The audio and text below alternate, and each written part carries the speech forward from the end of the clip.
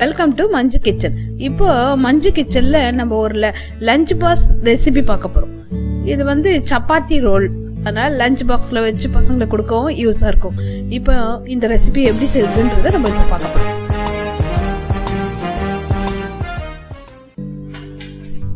இப்போ நான் பச்சை பயிரை இந்த மாதிரி ஊற வச்சு இந்த மாதிரி முளை கட்டி வச்சிருக்கேன்.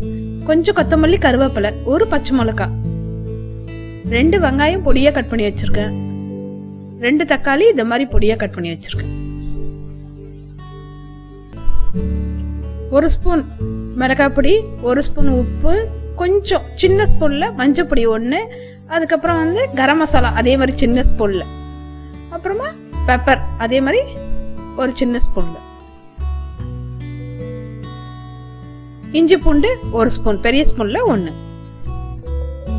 மிளகாய் பொடி பாருங்க 2 ஸ்பூன், அதுல தனியா இருக்கிறதுனால 2 ஸ்பூன், உப்பு உங்களுக்கு தேவைக்கேற்ப. இப்ப பாருங்க, இப்ப தேவையான ஆயில நம்ம போட்டுட்டு, இது பாருங்க, இந்த பச்சை பயிர் பாருங்க, ஒரு நாள் ஃபுல்லா ஊற வச்சுட்டு நைட்டு ஒரு டிம்மி பாக்ஸ்ல போட்டு மூடி வச்சுட்டீங்கன்னா காலையில எழுந்தோன்னே இந்த மாதிரி அழகா முளை வந்திருக்கும். இந்த மாதிரி நம்ம முளை கட்டி சாப்பிட்றதுனால நல்லா ஹெல்த்தியான டிஷ் நம்ம பசங்களுக்கு செஞ்சு கொடுக்குறோன்ற ஒரு திருப்தி இருக்கும்.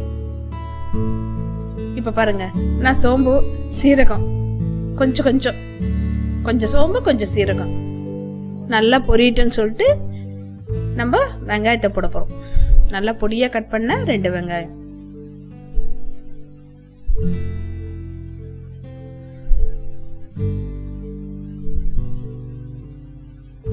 நல்லா வெங்காயத்தை வதக்கிட்டு, வெங்காயம் வதக்கிறதுக்கு கொஞ்சம் சால்ட் போட போறோம்.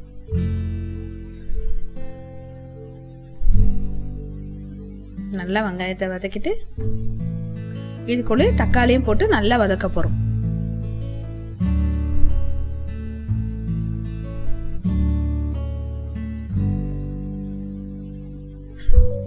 கொஞ்சம் கருவேப்பிலை, கொத்தமல்லி, பச்சை மிளகாய் எல்லாத்தையும் போட்டு இன்னும் நல்லா வதக்க போறோம்.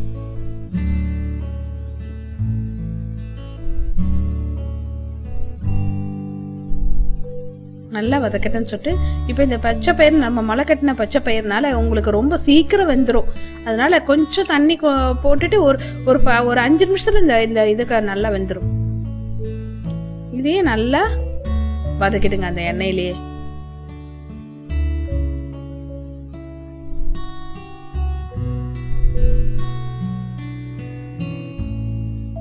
இப்ப பாருங்க, 2 ஸ்பூன் மிளகாய் பொடி, மஞ்சள் பொடி கொஞ்சம், உப்பு, கரம் மசாலா, இஞ்சி பூண்டு பேஸ்ட், மிளகுத்தூள் எல்லாத்தையும் போட்டு நல்லா இந்த எண்ணெயிலே நல்லா நம்ம வதக்கிட போறோம்.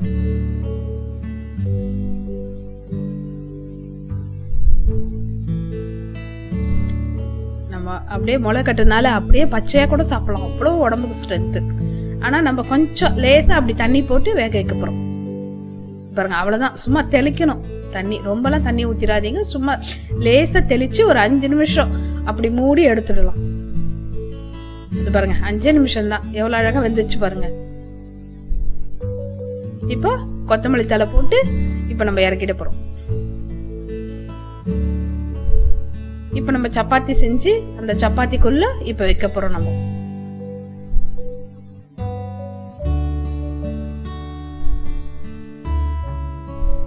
பாருங்க, இப்ப சப்பாத்தி தேவையான சைட் டிஷ் இப்ப ரெடி ஆயிடுச்சு. இதை நம்ம லஞ்ச் பாக்ஸ் ரெசிபி மாதிரி இப்போ நம்ம இதை அழகா ரோல் பண்ண போறோம். பசங்க அப்பதான் விரும்பி சாப்பிடுவாங்க. இந்த மாதிரி ரோல் பண்ணி கொடுத்தோம்னா பசங்க விரும்பி சாப்பிடுவாங்க.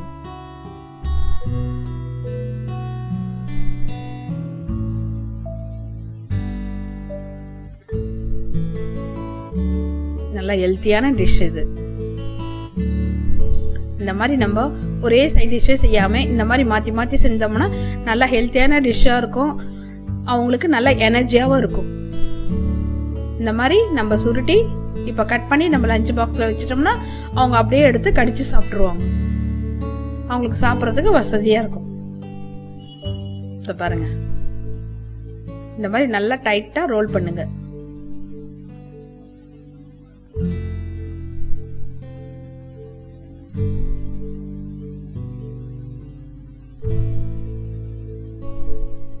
தேவையான அளவு வச்சுட்டு நல்லா டைட்டா ரோல் பண்ணுங்க. பாருங்க, இப்படி வச்சு நல்லா டைட்டா பண்ணுங்க. அப்பதான் உங்களுக்கு அந்த சுருட்டும் போது கீழே விழாம இருக்கும்.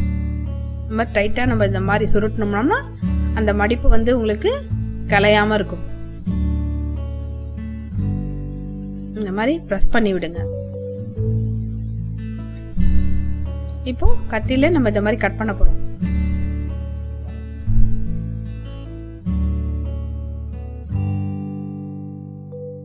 பாருங்க, இந்த மாதிரி கட் பண்ணி பாருங்க. இப்ப அவங்க சாப்பிடறதுக்கு நல்லா வசதியா இருக்கும்.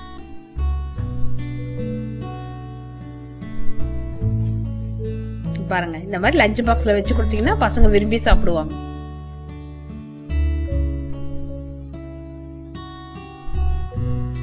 இப்ப சப்பாத்தி தேவையான சைட் டிஷ்ஷும் ரெடி ஆயிடுச்சு. லஞ்ச் பாக்ஸ் கட்டுறதுக்கும் நமக்கு வசதி ஆயிடுச்சு. தேங்க்யூ. சரியில்லை போல.